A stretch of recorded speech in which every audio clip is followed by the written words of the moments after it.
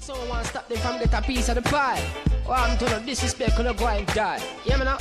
Kia Bamba, them up dubs, we play fast, I play slow, them up flows, like nobody knows. Welcome back to Only Friends on a Power Day. Another live episode here from the beautiful trade show. We have some fresh meat here. Imi Scott. Hello. Welcome, Imi. Thank Lovely you. to have Excited here. to be here. Cheers, cheers. We're having a beautiful Passiona this morning. Good recovery. We would say, what time is it about? It's like 10 o'clock. Yeah, baby o'clock. Nice Passiona. Thank you. Wolf in the Willows. Boogie. Feels like you're just drinking Bit of ASMR. normal little drink. Have a good time. No, I'm excited to be here. Some fresh meat. I'll take my sunnies off.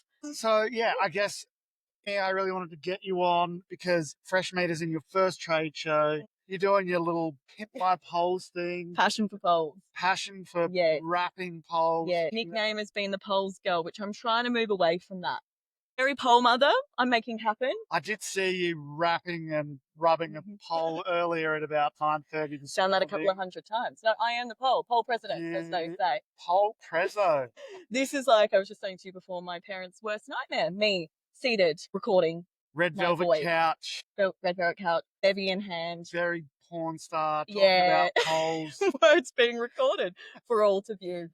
Right. Well, no, stoked to have you here, mate. And congratulations on coming to your first trade show. It's a big Yeah. one this year. Yeah. Outdoors joined, which is awesome to see. And it's good to see some new brands and entrepreneurs, as I would say in my normal intro, joining in for the Yeah. fun. So Have, big time entrepreneur. Have moved back home with the parents, which I feel like is a staple it's kind of to make things happen. you kind of need to do Yeah. these things, sacrifices. And there may have been a time that I've used Hinge like booking.com to try and get some free accommodation in ski towns. You have to do what you have to do. You gotta hustle. Everything for the busy. Yeah. So let's talk. You're a very awesome out there character, I think, which is great. You're doing your pole thing. You're a big personality, which is awesome and complimentary to our industry. Obviously passionate, and recently took over TikTok for Snow Machine. Yeah. Because you Good time. you look like you have fun. I live so for they- the Connie. Yeah, they jumped on that. Yeah. So well played there. Thank you. Changing lives one TikTok at a time. Got to do it. Yeah. Someone's got to do it. And it's also great for me, like an old bloke, to have someone young and cool on the potty to try and get some new Nice. Lingo. We could do some. lingo, new followers, a bit of a younger crowd. Happy days. Make you an influencer Yeah, too. getting there. I've almost got my dad there. Have a few people commenting. Pops' goggles look good. Where are they from? He's Yeah. 63, almost influencer spec. Maybe bleep out his age. You got to start somewhere. So, Imi, let's touch on how did you get into Snowwell? Why did you end up doing pole wrap? And how did the journey begin for you? Yeah, I've grown up going to Falls Creek. Beautiful little mountain. So many Adelaide people So many have Adelaide crew. done that. Yeah. So with my dad being a part-time ski patroller there, so we used to do the trek back and forth a couple of times during the season. Lovely 12-hour drive. No fights in the car whatsoever. Definitely not terribly car sick too. But that was beautiful. I was so lucky to grow up going and doing that. Snow in Australia, it's far. For some, and it can be expensive. Really lucky to have that privilege to grow up learning and having my dad in the industry too. And then from there, just love for skiing kind of was unlocked. I was banned from snowboarding or dating a snowboarder, hence the ski patrol kind of thing. You know, I did bring a few snowboarders home post-season. I don't know if I liked them or if I was just trying to piss my dad off. Well, you probably succeeded in both. Yeah, it was a win-win, really. So then, from there, I did my first, I did graphic design at uni, which was great. And I really just thought I was going to make logos until I died. I kind of had no idea what was out there, what I wanted to do. It wasn't until I went and did my first ski season at Mount Hotham, lovely 2019, pre-COVID things, and then went straight to Japan, did a season in Nozawa Onsen, which is a beautiful little village over there. It is a very Beautiful. beautiful, quaint, cobbled street village. Yeah. And then got to know a few people in the marketing team and just saw that there was, I could do what I loved, which was skiing and being a part of the snow and lifestyle world, and also maybe add design and marketing into that as well. Yeah, I worked for Surf Stitch back in the day for a hot min there, a few other little e-com brands, and then Was really missing ski season life, was trying to do the career thing, doing the 9 to 5 situation, loved design, but was really craving something else. Just ended up fiddling around, saw how organic social media was going to like the real world, as in reels, not the real world, really, social media. It's the reels. Reels. Yeah. My dyslexia is not flaring up this morning. Yeah, and then from there, ended up doing some contracted work for a tour company over in Croatia and Greece, which was a fun little time. And yeah, was getting paid around to bop around and film fun videos and pretty much film people partying. That's terrible. Oh, it was a horrible, really hard life I've lived. Snow's always been on my mind. I've always had friends like that have been doing seasons, and you know, my dad constantly skiing back and forth from there. So, yeah, about 3 years ago now, 2022, went to New Zealand. Before that, beautiful place, Queenstown, which I do believe you know. Beautiful. Gorgeous. We love Queenstown. I was living on the Goldie and I wrapped my bike in leopard print. Just, you know, designed up a little leopard print. I was also a sign writer, so I sent it to the man and said, hey, print this off, because God forbid I don't have a leopard print cruiser to get me by down the Esplanade on the Goldie. The offcuts I used to wrap my ski poles, which were just fugly, scratched and boring. And then when I was in Queenstown, I had a few people in the chairlifts. That's where I got them from. So it's kind of a bit of a happy accident. Me and my friends were just there. I remember we were in Remarkables, and someone said, and I don't know which friend it was, I would like to, you know, give them all royalties at some point. Like, someone said, Pimp My Poles. So we were kind of joking, Pimp My Poles.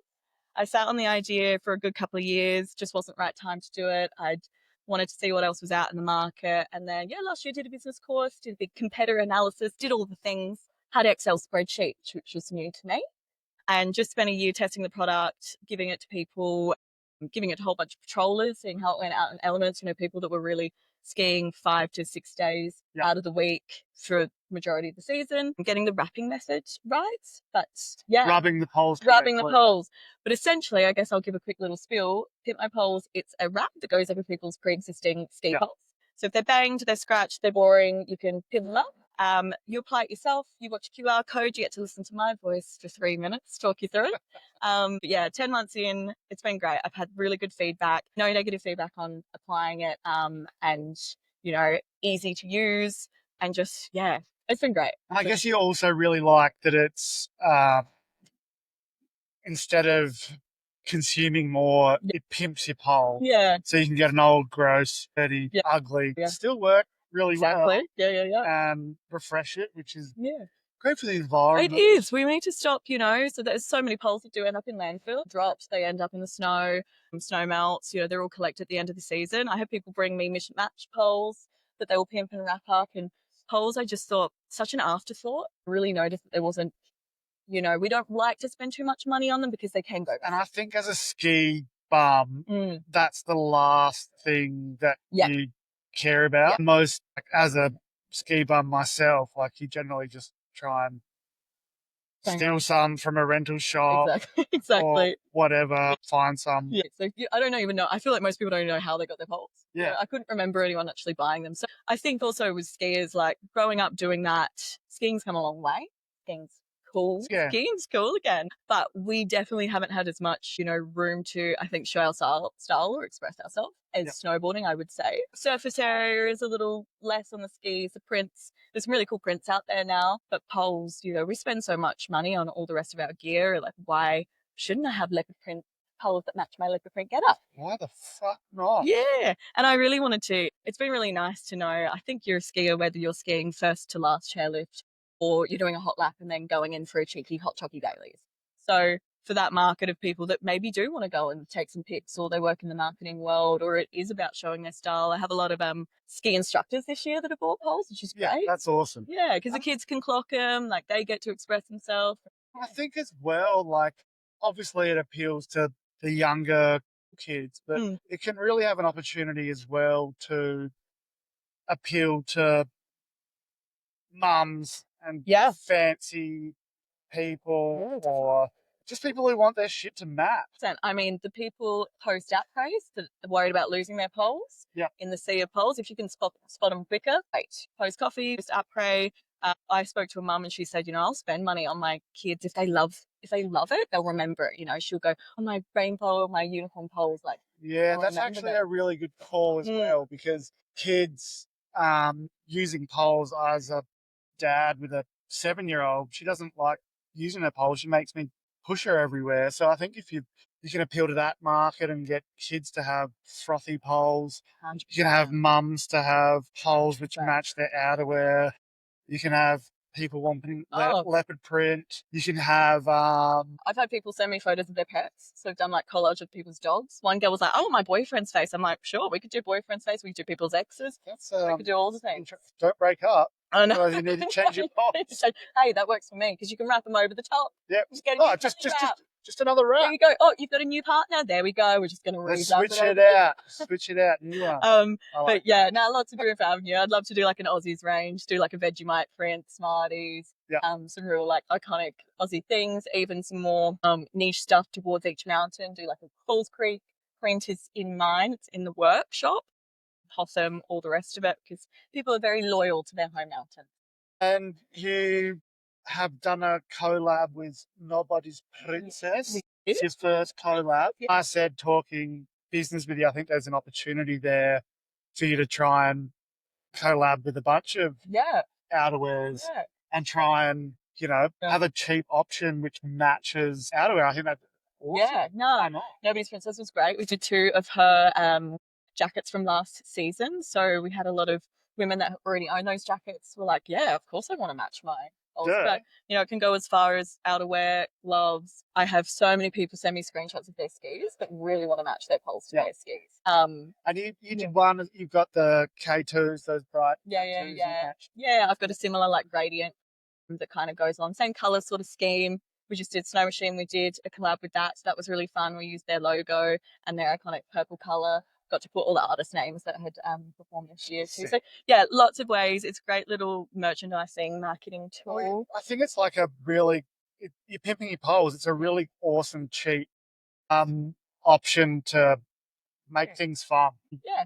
You seem fun, and this is a fun industry, Thank so it's you. good to have. Well, yeah, any pole I'll pimp it. Yeah. Watch out. I'm looking at pool cues, gold sticks. I don't want to say too many ideas, but I know pole is safe around me.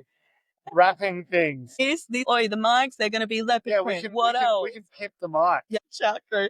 But nah, it's been so much fun. Honestly, I'm so stoked to call this work and to think where I've got to ski and travel and to do it with friends. Oh my God, skiing with my dad's amazing. Everyone's been so welcoming. And I have to say, just like in terms of customers that have become friends or have ended up being photographers or forced them to be models in shoots, paid in beers.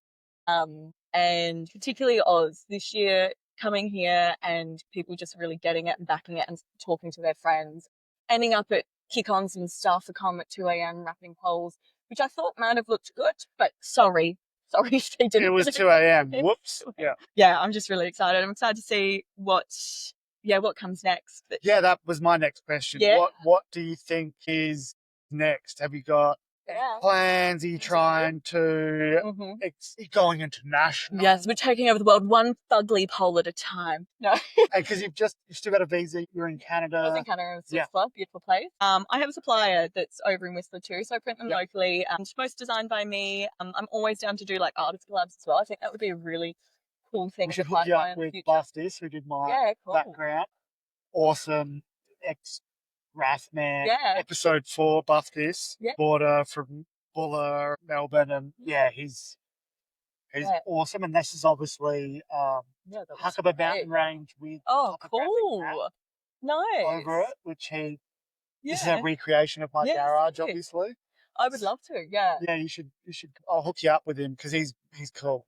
Nice. We'll do something. Yeah, some artists get collabs into that. Awesome. And I think that's another really cool thing to do, like art your poles. Yeah, definitely. Yeah. Showcase your style like that. I am not a big forward planner. We range between a week and a month.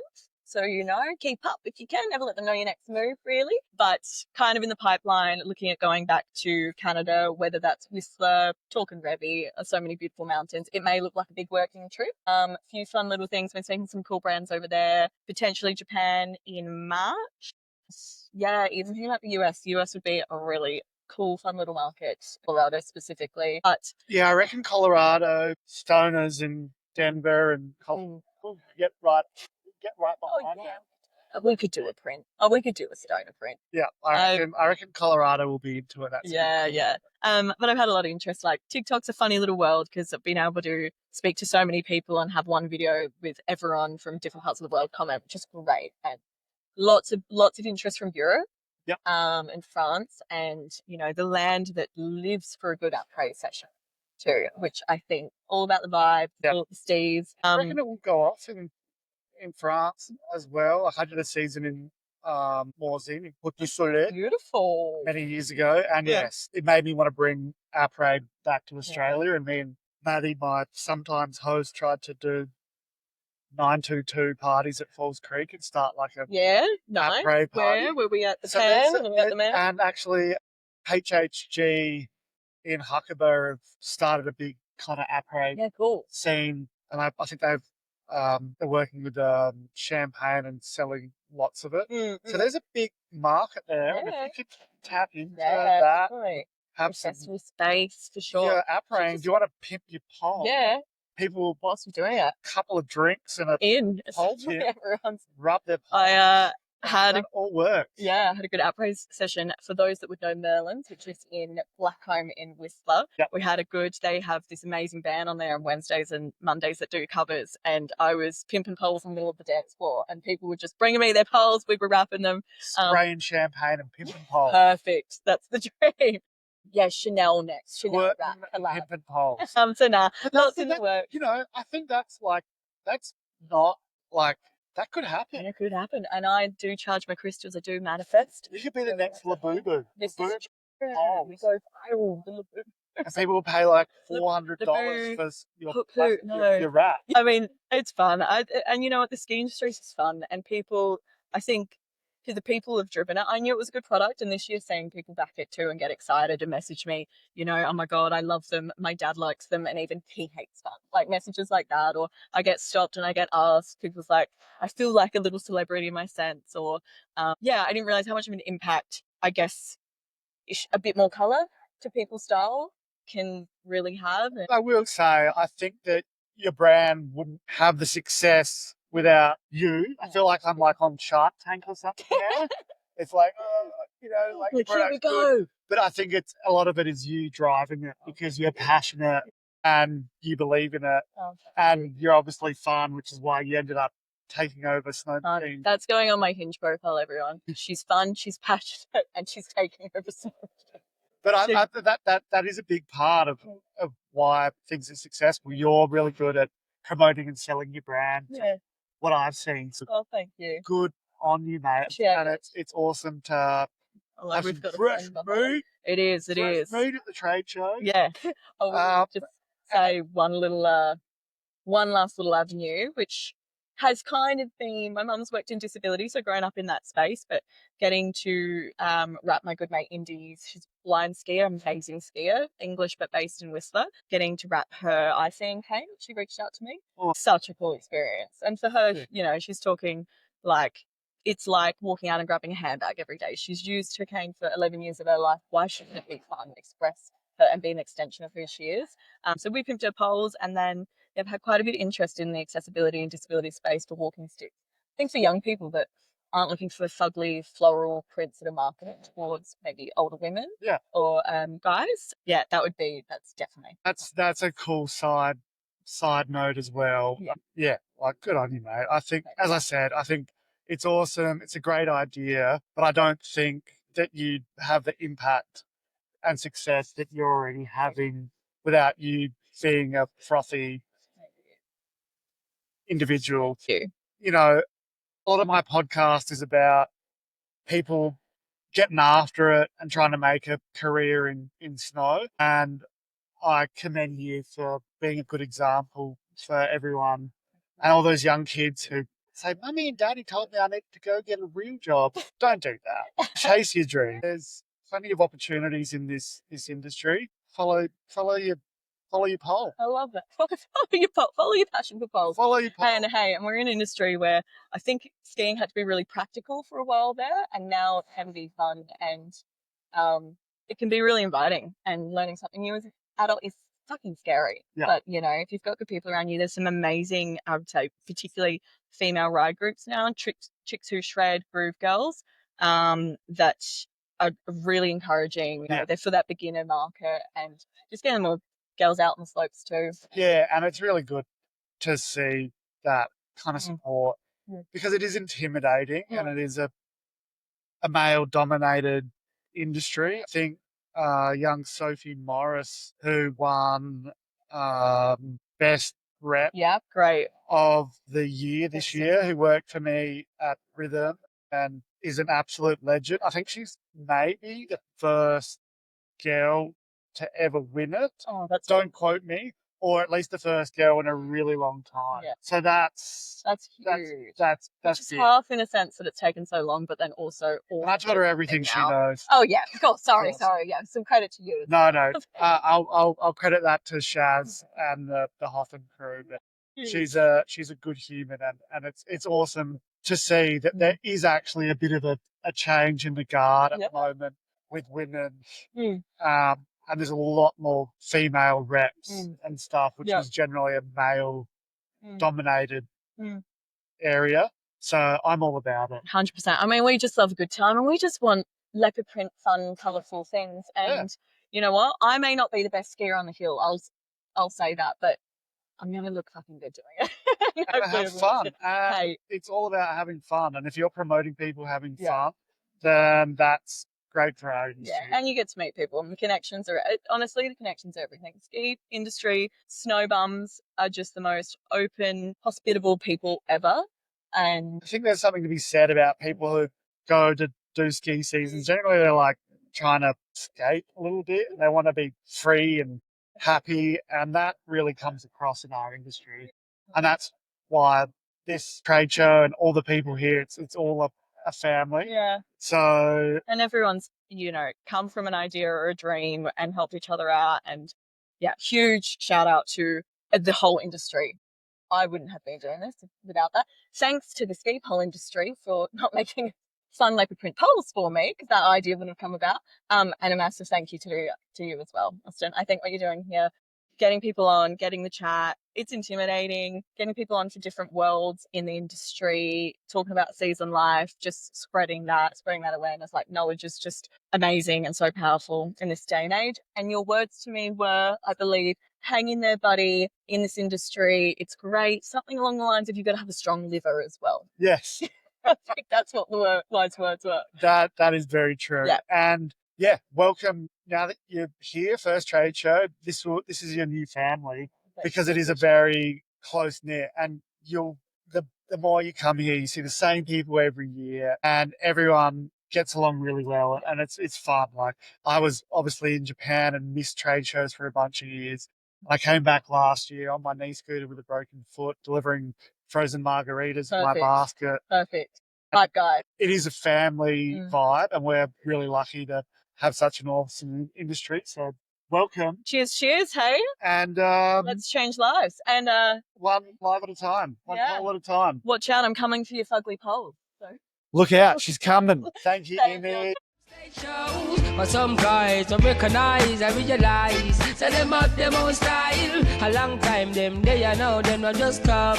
And it's been a long while. Them want a piece of the pie. Well, if I plate and tune up a buy. Food to feed them family, that's no lie. Any idiot little sound try to test them, I go die. Them not give up. Look how long them a wait. A full time now, them get a slice of the cake. No sound fix because them bust through the gate. Through them play a good tune, and this a sound the people rate. Them we mash you up. All over the UK, America, and